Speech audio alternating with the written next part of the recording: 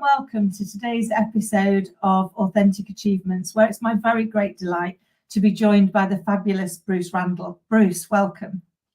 Thank you, Kim. I appreciate being here.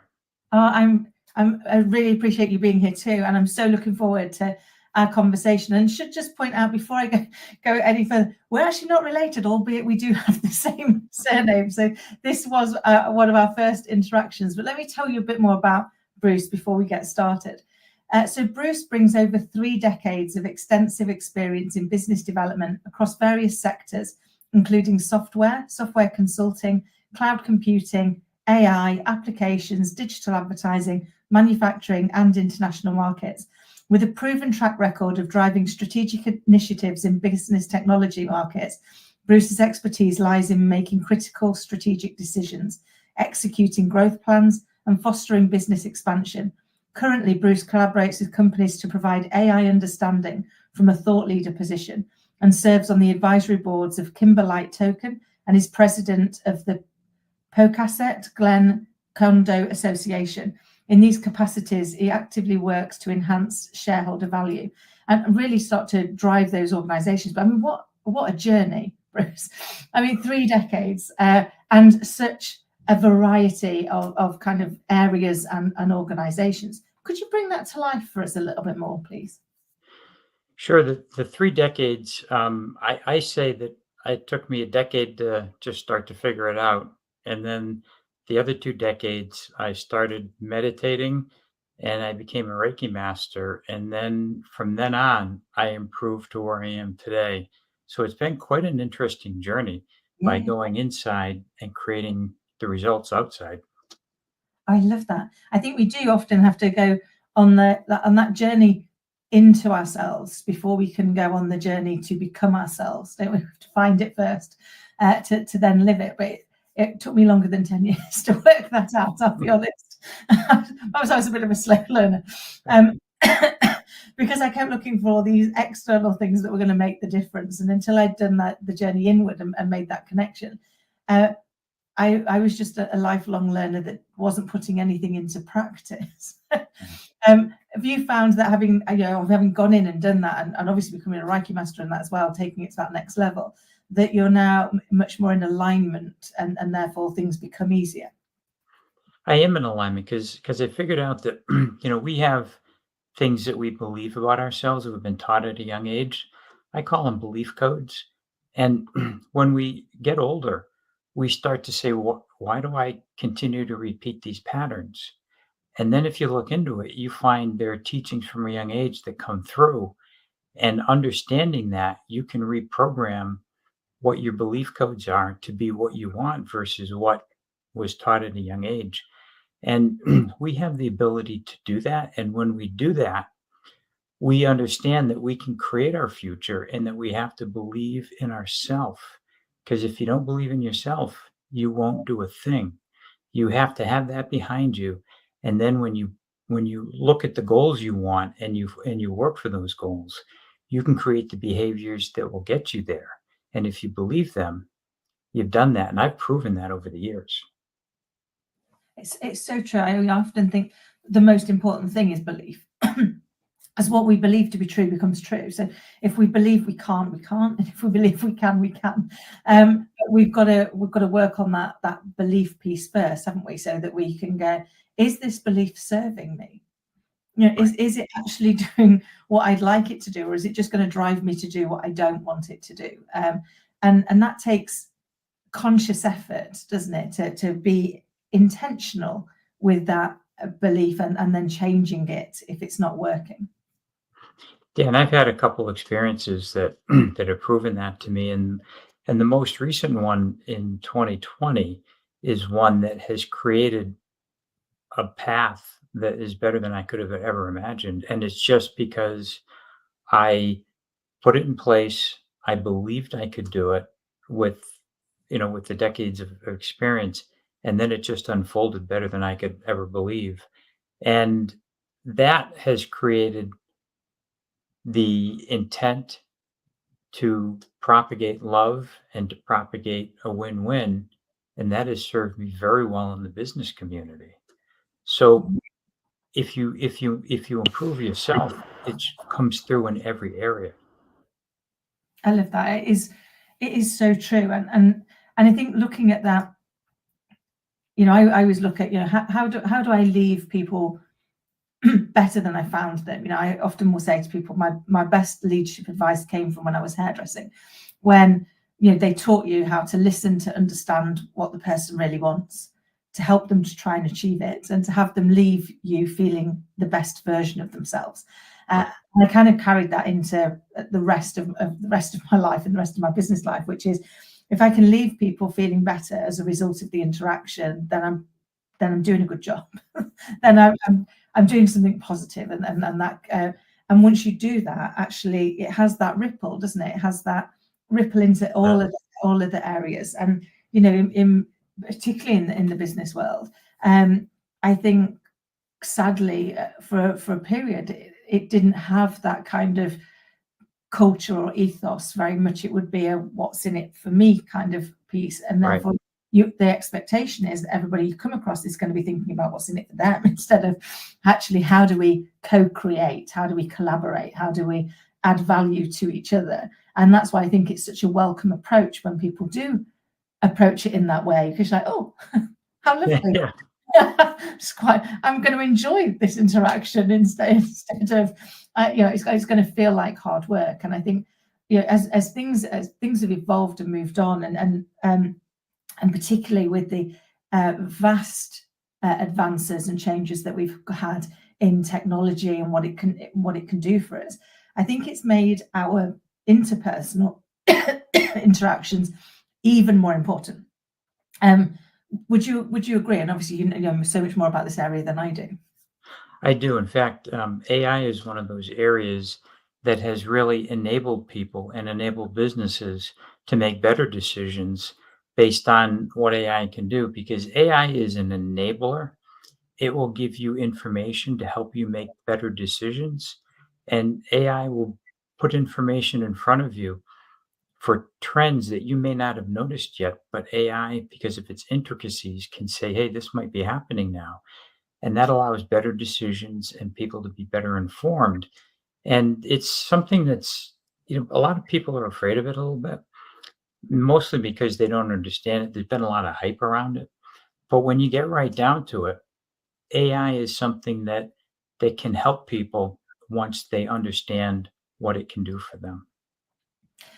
Yeah, I think it is often, it's our fear of the unknown that Right. is the thing that holds us back, isn't it? It's we don't if we don't understand something, and we come at it from a position of fear, then we're never going to look to learn about it. And I guess for me, I personally think it's one of my greatest traits, but for other people, it might be one of the biggest frustrations is, I'm passionately curious. So I want to learn more. I want to know more. I want to understand the things I don't understand. I certainly didn't learn from that curiosity kills the cat that my parents told me about. I'm still going to be curious, because for me, that's that they're the bits that are intriguing. But that does mean sometimes facing the things where we have to go, I don't know. I don't know about that. I don't understand it.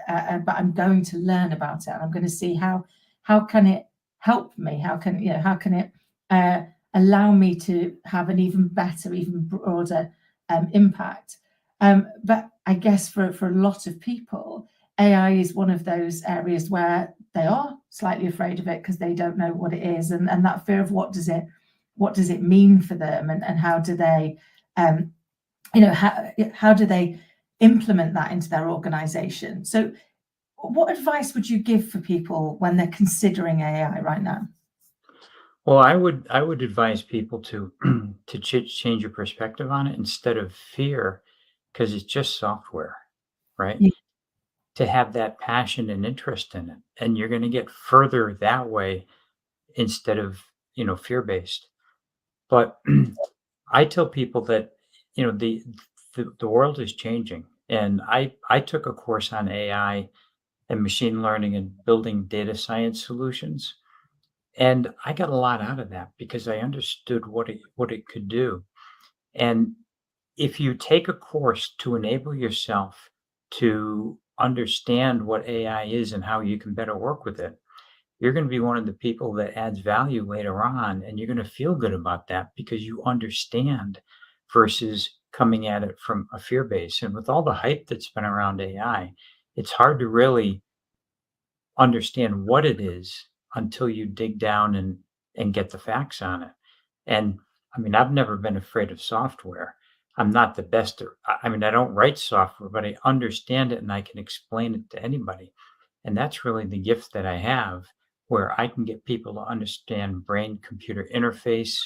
I can get people to understand the back end of AI, the probabilities. And it's that understanding that's going to enable everybody in the future to propagate with AI instead of being afraid of it. I love that. I think you're right. I think learning about the things that scare us is a positive thing, because I often liken it to children's nightmares, and they think there's a monster under the bed, and actually when you go and look, it's not. It's a discarded toy or something else. But you've got to go and look at it. You've got to go and understand it, haven't you? And go, okay, let's. I guess feel the fear and do it anyway. Go and address that thing and go, well, okay, it might scare me, it might make me nervous, but I'm gonna go and learn more so that I can make a more informed choice on should I still be scared of this, or actually now I understand it better, is it something that isn't to be feared but to be embraced, and that it can actually I think with all things, we sometimes are nervous of change. It's kind of like anything that's going to involve a change, we know is going to be uncomfortable, because change is uncomfortable. I've likened it to, if I get people to say, right, cross your arms for me, and now unfold them and fold them again the other way. And some people can do it, and some people are like, I've got to really think about it, even though it's like, it's just folding my arms. Sure. And that's because we've got a way we naturally do it. We've got a way that feels comfortable to us. And when you ask people afterwards, how did it feel? Uncomfortable. I had to really think about it. I didn't know what I was doing. I had to really, and I was like, okay, that's just what change feels like. But you did it. You survived it. You come out the other side. You can get there. We've just got to get comfortable with the uncomfortable moments, haven't we? With the fact that, yes, it'll be uncomfortable while I don't know, but when I learn, then I will know, and then I'll come out the other side, and I will be confident and comfortable that I understand it to the level that I need to. Because again, we don't all need to suddenly go and be able to code these things and work out how we design them. It's more how do we incorporate them into our everyday, and how do we understand the art of the possible.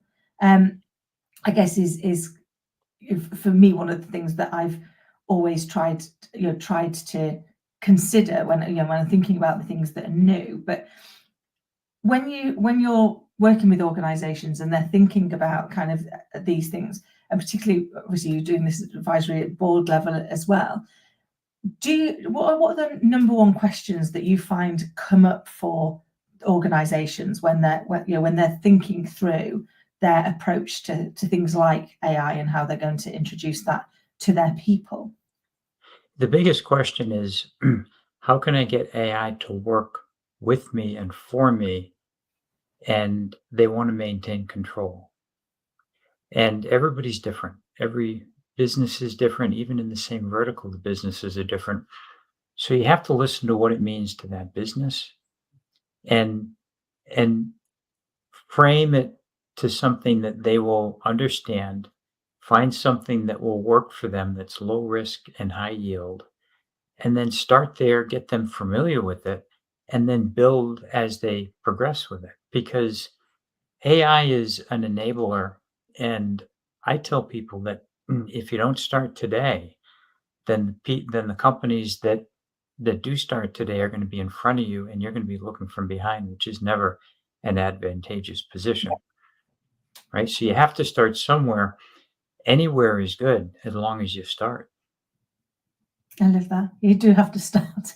I think that can sometimes, it sounds so simple, doesn't it? And yet that can be the thing that we procrastinate on, and we kick the can down the road and go, well, I will get to it. I'll get to it. And like you say, sometimes you've just got to grab the bull by the horns and just start and go. It doesn't matter where you start, as long as you start, because every step you take is a step closer to understanding, isn't it? And to That into gaining that knowledge, into gaining that insight. So in your journey so far, what would you say has been the greatest lesson that you've learned? the greatest lesson that I've learned is to is to look at both sides of an argument, and it's not just saying that, but it takes a lot of work to look at the other side and put your beliefs behind you and actually understand the other side. And once you can do that, you're so much better prepared to come at it to provide a solution. But it's really not as easy as it sounds because, our egos get involved and we think we're right all the time, right? Or often. And we usually think, oh, they're doing it the wrong way. But until you understand the motivations and the thought process, that may be right for them, but it's not right for you. So wrong is probably the wrong word to use. It's just what's right for them and what's right for you, and let's see if we can get what's right together. I love that. I often say that there's actually three versions of the truth: your truth, my truth, and the actual truth. Because Right. our emotional brain responds 24 times faster than our thinking brain. So something happens and we make it mean something, but what I've made it mean might be very different to what you've made it mean. And so we're coming at it from a position of being truthful, but when you look at what's happening without the emotion, there might be a third version. But I love that whole being able to consider it from that space. And one of the things that I learned many years ago was about learning not to be so wedded to having to be right, and recognizing that just because I'm right doesn't make you wrong, and just because you're right doesn't make me wrong. We might be looking at it from a different perspective, or looking at it from a different requirement of the outcome. And once we seek to understand that, we now have all of the information to be able to make better choices and to find a way forward that works for everybody. And you're right, it does then open doors, doesn't it, for you to be able to do new things, to be able to kind of develop in areas that you wouldn't have done before as an organization, because we've got away from this having to be right all of the time. And it's about perspective. So, if one person is preparing for a snowstorm and one person's not, they think that guy's crazy. He's doing all this stuff. Why is he doing that? And the other guy says he's crazy because he's not doing anything. But one guy knows about the storm, one guy doesn't. So once they both learn about it, then they more align in what they're trying to do. It's similar to that. Yeah, that reminds me of hearing a kind of story from a friend of mine, Mark Woods, who's a Paralympic swimmer, and he was talking about when they'd gone to the Olympics this first year. He said, and watch the faces of us, and they got silver. And as you saw them get out, saw the team get out, two of them were elated and two of them were devastated. Yeah. And he said it made us realize when we played it back that we hadn't got a common goal. So the reason half the team was devastated and half the team was elated was because for half of the team, getting a medal was what they were going for. For the other half of the team, getting the gold was what they were going for. Right. So that might sound like really nuanced, but it made such a massive difference. He said, once we realized actually our perspectives were different because our goal was different and therefore our outcome was different. And then he shared, that the video 4 years later when they went on and they got gold, and you saw how elated all four were. But actually what we realized was it was a great lesson for us in that we assumed we had common purpose.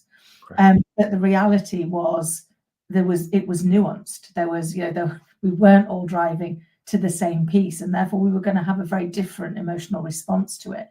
And we see that all the time, don't we, in life and particularly in business. We do, and that's why, communicating and seeing both sides, you can quickly get to that common place versus going for a while at different places and not realizing it until you have an event, right?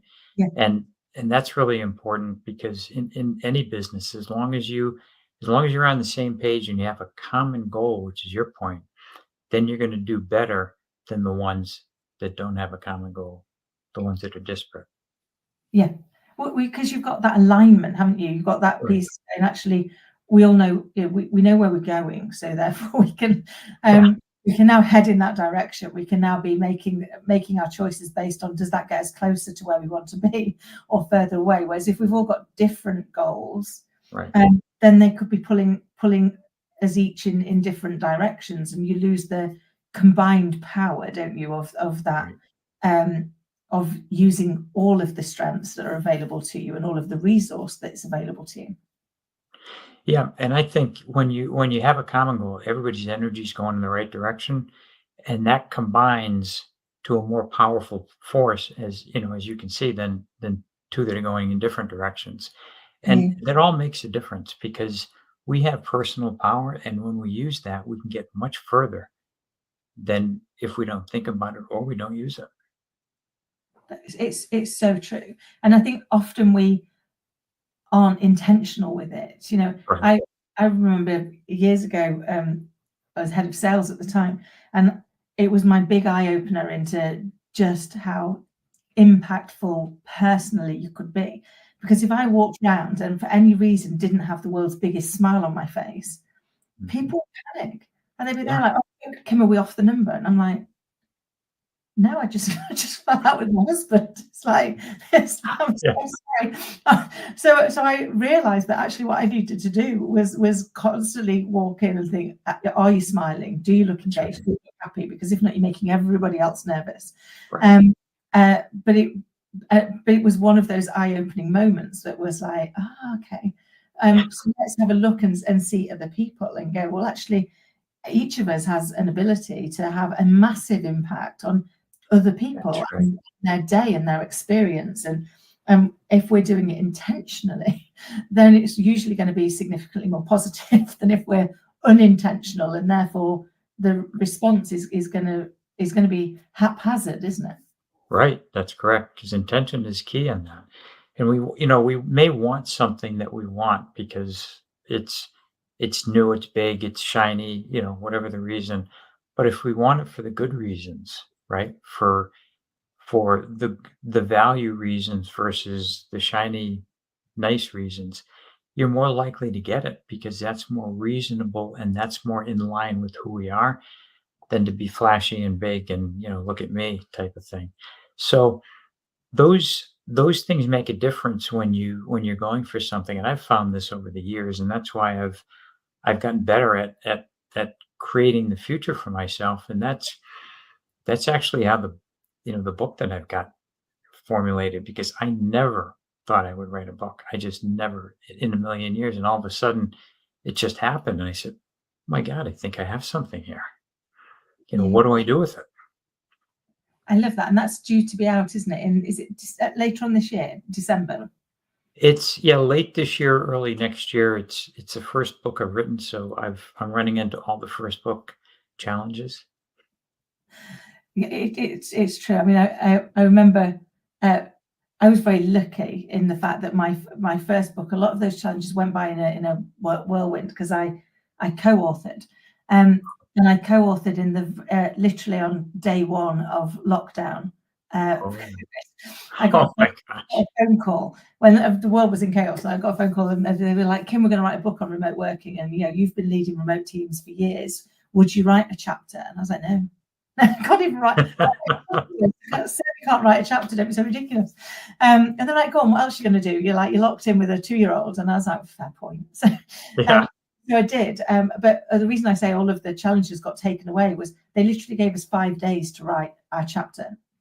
Oh, Um, and then they published on, so day one of lockdown, we were told we could to be a part of it. We had until at the end of that week, so 5 days, oh my to gosh. write it. Then it went obviously to be edited, etc. And it went live. It was published live on day 10 of lockdown. Oh my gosh. Um, and on day 12, I was live in my pajamas in the garden on BBC Radio London talking about becoming an international best-selling author in 6 countries in lockdown. I'm like, I don't really know how it happened. In a blur. But having now gone on to write other books, I get the kind of the challenges. that I had a very unique experience for that one. It Yes. hasn't been replicated. The others, that it's not just the idea and the concept, is it? It's then pulling that into a cohesive story Right. that it flows and makes sense, because we know what we know so well that sometimes we might put it in an order that when we're sharing it with Sure. somebody else, they're like, why isn't that the other way around? Yeah. What are you trying to say?